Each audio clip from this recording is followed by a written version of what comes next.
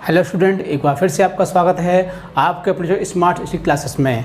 हाँ, तो हमारी शॉर्ट स्टोरी क्लास चल रही थी जिसमें आपका चैप्टर चल रहा था पहला द गोल्ड वॉच। बहुत ही अच्छा चैप्टर है और इसमें एक गरीब मजदूर के बारे में बताया गया है।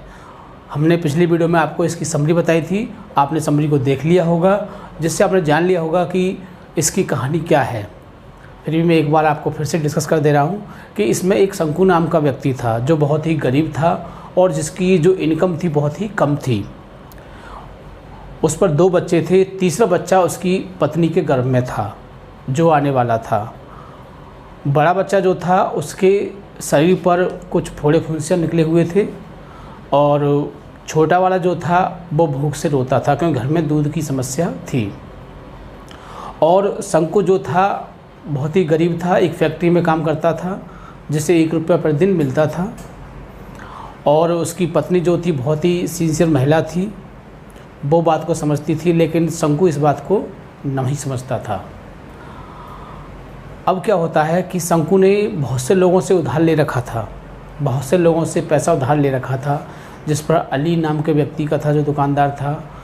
और उसकी माँ की डेथ हो गई थी तो उसके क्रियाक्रम में भी उसने पैसा उधार ले लिया था।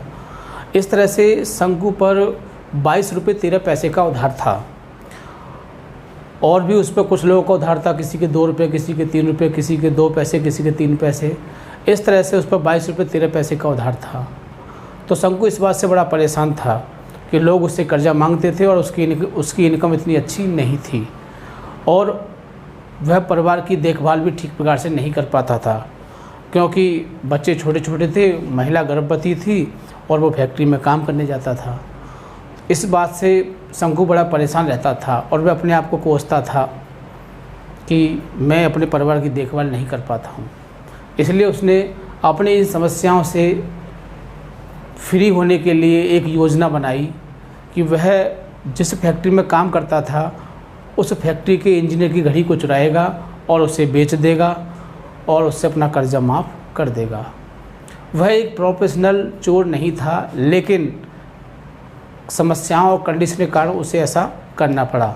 लेकिन उसने घड़ी चुराई, लेकिन चुराने के बाद उसने ऐसा फील किया कि यदि किसी को पता चल गया तो मुझे फैक्ट्री से निकाल दिया जाएगा और लोग मुझे चोर कहेंगे और मेरे बच्चों को चोर के पिता कहेंगे मुझे। तो इस तरह से उसके माइंड में ये समस्याएं आने लगी और उसने घड़ी को वापस रख दिया। तो यही इसमें बताया गया है। अब एग्ज़ाम में क्या आता है कि इसमें जो आपके 3 चैप्टर हैं, वैसे तो 4 चैप्टर हैं, एक चैप्टर को आपके कोविड-19 का हटा दिया गया है। तो इस वर्तमान में आपके सिलेबस में केवल 3 चैप्टर हैं और 3 चैप्टरों में से 3 क्वेश्चन आने हैं और जिसमें से केवल आपको 2 क्वेश्चनों के आंसर देने हैं, जिसके लिए आपको 10 मार्क्स प्रोवाइड किए जाएंगे। तो ये आपके लिए बहुत ही अच्छा मौका है, बहुत ही अच्छा गोल्डन चांस है कि सिलेबस कम हो गया है और मार्क्स बढ़ गए हैं। इसलिए हम चाहते हैं कि आप बहुत ही अच्छी से तैयारी करें और पूरे 10 के 10 मार्क्स प्राप्त करें। लेकिन 10 के 10 मार्क्स प्राप्त कब कर सकते हो? जब आप क्वेश्चनों के आंसर बहुत ही अच्छी तरह से लर्न करोगे। हम आपको बहुत ही अच्छी तरह से, बहुत ही सरल माध्यम से, बहुत ही ईजी माध्यम से आंसरों को लिखवाएंगे ताकि आप उनको बहुत अच्छी तरह से याद कर सकें। आज की वीडियो में हम इन्हीं शॉर्ट क्वेश्चनों को डिस्कस करेंगे और बताएंगे और समझाएंगे, एक एक वर्ड मीनिंग को समझाएंगे ताकि आपकी समझ में बहुत अच्छी तरह से आ सके। और देखो, हमने जो शॉर्ट क्वेश्चन है इनको हम 2 पार्ट में आपको प्रोवाइड करेंगे ताकि आप उनको अच्छी तरह से समझ सकें। यदि हम क्वेश्चनों को एक बार में प्रोवाइड करते तो आप उनको एक साथ याद नहीं कर सकते थे। बहुत समस्या आती कि एक साथ 7-8 क्वेश्चनों को याद करना बड़ी दिक्कत होती है। इसलिए हमने पहली वीडियो में 4 क्वेश्चनों को प्रोवाइड करेंगे और जो बाकी बचे हुए हैं उनको दूसरी वीडियो में प्रोवाइड करेंगे ताकि आप इनको बहुत अच्छी तरह से लर्न कर सकें। हमने आंसर बहुत ही अच्छी तरह से, बहुत ही सही तरह से, बहुत ही ईजी सेंटेंस के माध्यम से आपको प्रोवाइड कर रहे हैं जिससे कि आप इनको बहुत ही अच्छी तरह से याद कर सकें। तो आज की वीडियो में हम केवल 4 क्वेश्चनों को डिस्कस करेंगे और उनमें से हो सकता है कि आपको एक क्वेश्चन एग्जाम में ज़रूर देखने को मिले। इसलिए आप इन क्वेश्चनों को बहुत अच्छी तरह से लर्न करोगे, वीडियो को बार बार देखोगे ताकि आपकी समझ में क्वेश्चनों के आंसर बहुत ही अच्छी तरह से आ सकें। तो ज़्यादा समय वेस्ट न करते हुए चलते हैं अपने टॉपिक की ओर। Class 12th English, class 12th English की क्लास है, chapter first the gold watch, writer है इसे पोंजीकारा रफ़ी। तो हमको राइटर का नाम कोई ज़रूरी नहीं है, लेकिन फिर भी पता हो तो बढ़िया बात है। कोई पूछने बैठ जाता है कि द गोल्ड वॉच किसने लिखी है, पता है आप, तो आप कह सकते हो कि पोंजीकारा रफ़ी ने लिखी है। तो इस तरह से जानकारी होनी चाहिए, इसलिए मैंने चैप्टर का नाम और राइटर का नाम दोनों को लिख दिया है। बुक थर्ड है आपकी शॉर्ट स्टोरीज़, लघु कहानियाँ, पार्ट फर्स्ट। देखो पहला पार्ट है, हम इस चैप्टर के जितने भी शॉर्ट क्वेश्चन हैं उनको 2 पार्ट में प्रोवाइड करेंगे ताकि आप इनको बहुत अच्छे से समझ सकें।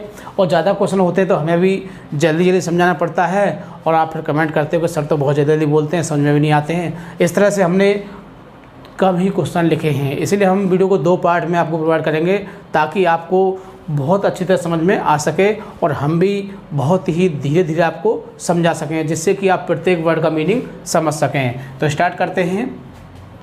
क्वेश्चन है, देखिए, आंसर माने उत्तर दीजिए, एनी टू माने किन्हीं 2 का, ऑफ द फॉलोइंग माने निम्नलिखित में से। देखो ये वो क्वेश्चन है जो आपके एग्जाम में दिया होता है, इसलिए हमने यहाँ पर भी लिख दिया है ताकि इस चीज़ को आप समझ सकें। तो आंसर एनी टू, किन्हीं 2 का उत्तर दीजिए, ऑफ द फॉलोइंग क्वेश्चंस, निम्नलिखित प्रश्नों में से, in not more than 30 word, जो 30 वर्ड से कम ना हो। तो देखो ऐसा कुछ नहीं है कि 30 वर्ड होने चाहिए, और 35 हो तो कोई बात नहीं है, और 25 हो जाए तो भी कोई बात नहीं है, लेकिन जो बात पूछी जाए वो उसमें आनी चाहिए। जिसमें पूछा है वो तो आपको लिखना पड़ेगा, चाहे भले ही उसके लिए 2 लाइन हो, 4 लाइन हो, 30 वर्ड हो, 20 वर्ड हो, अगर 50 वर्ड ही क्यों बैठ जाए तो भी आपको वो लिखना पड़ेगा जो पूछा है। ठीक है, तो देखो स्टार्ट करते हैं। पहला क्वेश्चन है, देखिए, वेयर डिड शंकु वर्क, वेयर मिस कहाँ, डिड शंकु मिस शंकु, वर्क माने काम करता था, शंकु कहाँ काम करता था। तो पहली बात हो गई कि शंकु कहाँ पर काम करता था। दूसरा है, वाट वर हिज प्रॉब्लम्स, वाट माने क्या, वर माने थी, हिज माने उसकी, प्रॉब्लम में समस्याएं, उसकी क्या समस्याएं थी। तो इसमें देखो 2 बातें पूछी हैं, इस क्वेश्चन में 2 बातें पूछी हैं कि शंकु कहाँ पर काम करता था, वेयर डिड शंकु वर्क, शंकु कहाँ पर कार्य करता था, वाट वर हिज प्रॉब्लम, और उसकी क्या समस्याएं थी। जब 2 बातें पूछी हैं तो 2 ही बातों में आपको उत्तर देना होगा इसका। तो उत्तर देके स्टार्ट करते हैं। शंकु वर्कड इन ए फैक्ट्री, तो पहली बात, शंकु कहाँ काम करता था, तो शंकु वर्कड इन ए फैक्ट्री, शंकु वर्कड में काम करता था, इन ए फैक्ट्री माने एक कारखाने में, तो शंकु एक कारखाने में कार्य करता था। And he was a low paid worker, and miss, और ही माने वह, वाज माने था, ए लो पेड वर्कर माने कम मजदूरी वाला मजदूर था या कम आमदनी वाला मजदूर था। हिज प्रॉब्लम वर, उसकी समस्याएं थी, क्या थी, हिज डेप्ट, उसका कर्जा, मतलब उसकी समस्या क्या थी, पहले उसका कर्जा थी। हिज पॉवर्टी, और क्या थी, उसकी गरीबी, उसका कर्जा, उसकी गरीबी। एंड हिज वाइफ्स प्रेगनेंसी, और क्या थी, उसकी पत्नी का गर्भवती होना। तो उसकी मुख्य समस्या क्या थी, पहला था कर्जा, उसका जो कर्जा था वो भी उसकी समस्या थी, उसकी गरीबी भी उसका समस्या थी, और तीसरी समस्या क्या थी कि उसकी पत्नी जो थी वो क्या थी, वो गर्भवती थी, तो ये भी उसके लिए एक समस्या थी। And he was unable to feed his family, and miss, और ही वाज अनेबल, वह असमर्थ था, टू फीड माने खिलाने में, हिज फैमिली माने अपने परिवार को, तो वह अपने परिवार को खिलाने में असमर्थ था। बिसाइड दिस, इसके अतिरिक्त, ही माने वह, इसके अतिरिक्त, ही मिस वह, हैड बोरोड, या उसने, हैड बोरोड उधार ले लिया था, मनी माने पैसा, फ्रॉम सेवरल पीपुल, और अन्य लोगों से, उसने और अन्य लोगों से पैसा भी उधार ले लिया था। तो ये उसकी क्या थी, ये उसकी समस्याएं थी। तो आप बता सकते हो कि वह एक फैक्ट्री में कार्य करता था और वह कम आमदनी वाला मजदूर था और उसका समस्या थी, उसकी गरीबी थी, उसका कर्जा था और उसकी वाइफ जो थी गर्भवती थी। तो ये उसकी समस्याएं थी और वह अपने परिवार को खिलाने में असमर्थ था क्योंकि उसने बहुत सारे लोगों से बहुत सारा पैसा उधार ले रखा था। इस तरह से देखो आंसर आपका कंप्लीट हो जाता है फर्स्ट। अब चलते हैं सेकंड आंसर को सेकंड क्वेश्चन को देखते हैं। Why did Shanku not get any sleep for several days. Why miss क्यों, डिड शंकु माने शंकु, नॉट माने नहीं, गेट एनी स्लीप माने सो सका। शंकु क्यों नहीं सो सका, फॉर सेवरल डेज कई दिनों तक। शंकु कई दिनों तक क्यों नहीं सो सका था। तो देखो क्यों नहीं सो सका था, यदि आपने समरी को ठीक प्रकार सुना होगा तो आप बता सकते हैं क्योंकि घड़ी चुराने का जो विचार था उसके दिमाग में बार बार आ रहा था। उसके दिमाग में बार बार आ रहा था कि घड़ी कब चुराऊं, कैसे चुराऊं और कैसे बेचूं, ऐसे बार बार उसके दिमाग में ये बात आ रही थी। इस वजह से शंकु कई दिनों तक नहीं सो सका था। आंसर देखिए, शंकु did not get any sleep for several days.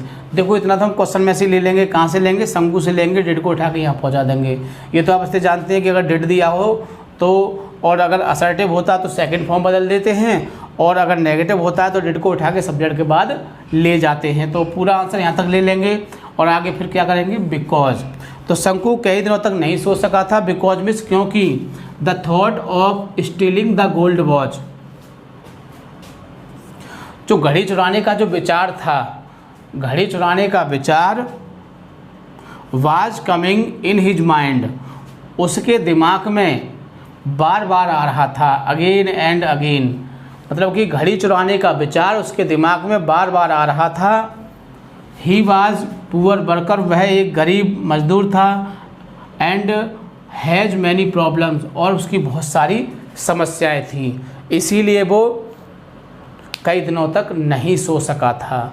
तो देखो ये आंसर स्वयं हमने इजी लैंग्वेज में बनाया है ताकि आप इसको बहुत अच्छी तरह से समझ सकें और इसको एग्जाम में लिख सकें। तो समझ में आ गया होगा दूसरा क्वेश्चन आपके कि शंकु कई दिनों तक क्यों नहीं सो सका था। ठीक, अब चलते हैं तीसरे क्वेश्चन पर। वाट वर द प्रॉब्लम्स ऑफ शंकु। वाट में से क्या, वर माने थी, द प्रॉब्लम्स माने समस्याएं, ऑफ शंकु माने शंकु की, शंकु की क्या समस्याएं थी।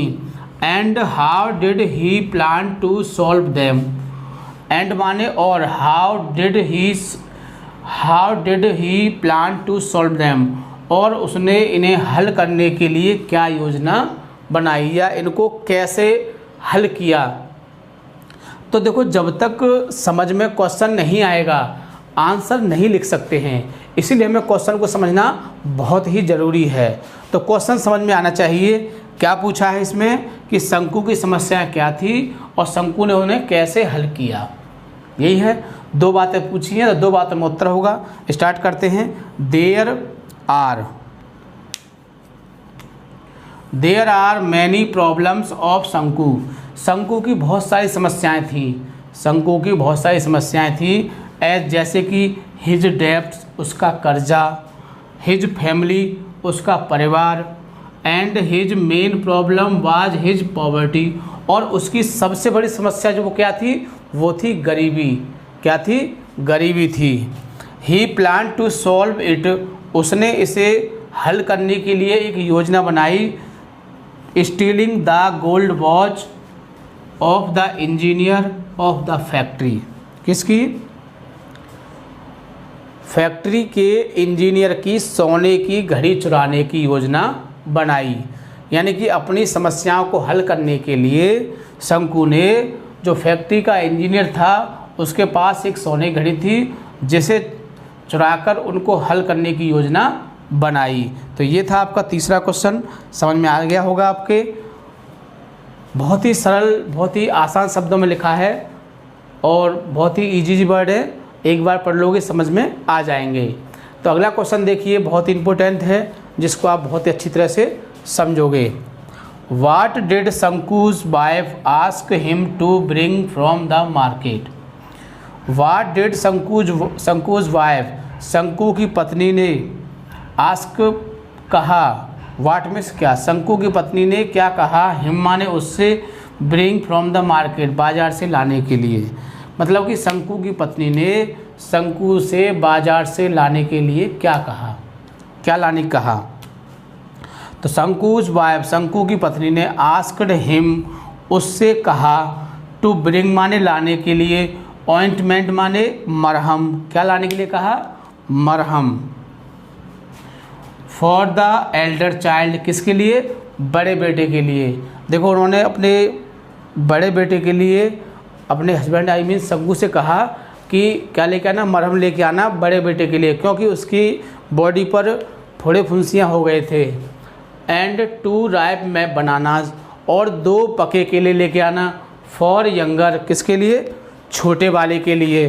तो छोटे वाले के लिए क्या लाना, 2 केले लेके आना पके, फ्रॉम द मार्केट, बाज़ार से, क्योंकि वो रात को दूध के लिए रोता था और घर में दूध की समस्या थी, इसीलिए उसने छोटे वाले के लिए 2 पके केले मंगाए और बड़े वाले के लिए ऑइंटमेंट आई मीन मरहम मंगाया, क्योंकि उसकी बॉडी पर फोड़े फुंसियाँ हो गए थे।